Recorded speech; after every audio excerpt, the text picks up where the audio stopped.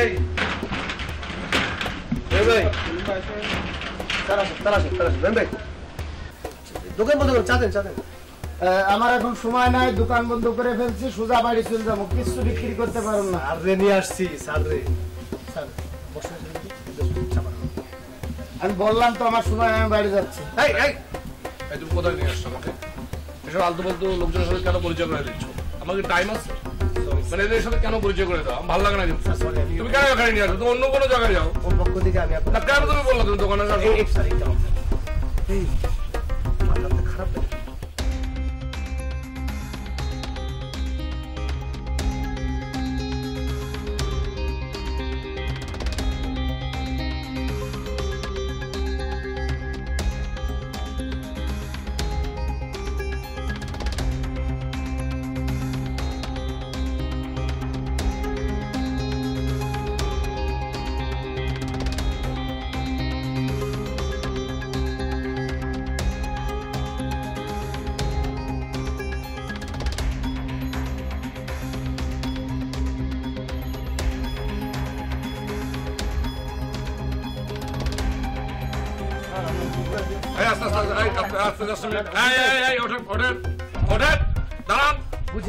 আপনাদের সমস্যাকে জানেন?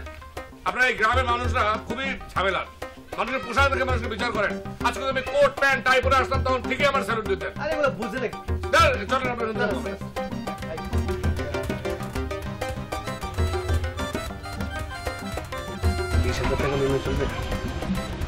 আপাতত 20,000 লিখে আসছে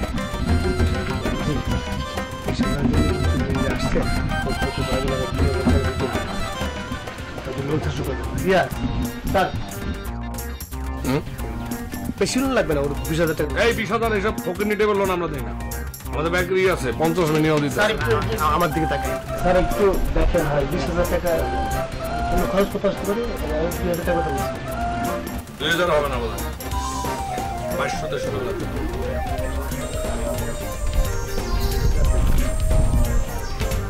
টাকা পয়সা কি আছে আসেন, আমি সামনে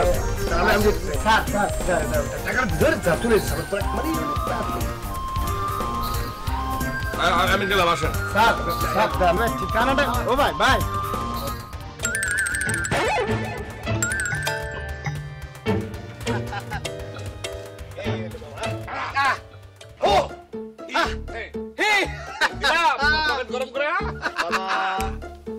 তোমার কি মনে হয় আমার পকেট গরম করার জন্য তোমার কাছে টাকা চাইছি?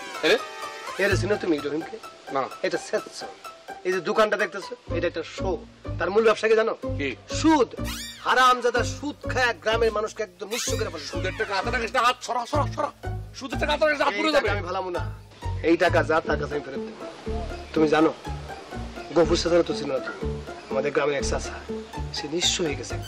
এই সময় এই 2,000 টাকা তার যে কি উপকার তুমি জানো? চল দিয়ে আসি।